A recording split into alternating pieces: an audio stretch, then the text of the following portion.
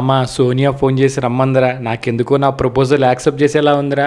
ఈ రోజు ఎలాగైనా వీడికి రాఖీ కట్టేయాలి. నాయనా అత్తొస్తుందేమో చూడరా. 3 సంవత్సరాలు ఇదే చెప్తున్నావు నాయన, ఆమె వస్తుంది అసలు. ఈసారి ఖచ్చితంగా వస్తుందిరా. హాయ్, నీకు ఒక సర్ప్రైజ్. కళ్ళు మూసుకో. అన్నా, అమ్మా వచ్చావా? నేనంటే ఇష్టం లేకపోతే నో చెప్పేసాయి. ఇలా ఫేక్ రాఖీలు కట్టడం ఎందుకు? 6 నెలలు నీ వెనకాల తిరిగా, నీ మీద నాకు ఎలాంటి ఫీలింగ్స్ ఉన్నాయో నీకు తెలుసు. సడన్ గా వచ్చి రాఖీ కట్టేస్తే ఇప్పుడు నేను చెల్లనుకోవాలా? సిగ్గనిపించట్లేదా ఇలా రాఖీని వాడుకోవడానికి? అసలు రాఖీకి ఉన్న ఎమోషన్ తెలుసా నీకు? అన్నా అన్నా అన్నా వద్దన్నా. ఈ రాఖీ ఎప్పుడు కడుతుందా అని 3 సంవత్సరాలు వెయిట్ చేసాడే మా నాయన మాట కోసం. అలాంటి రాఖీని రిలేషన్షిప్ బ్రేక్ చేయడానికి వాడేవు చూడు, తప్పే.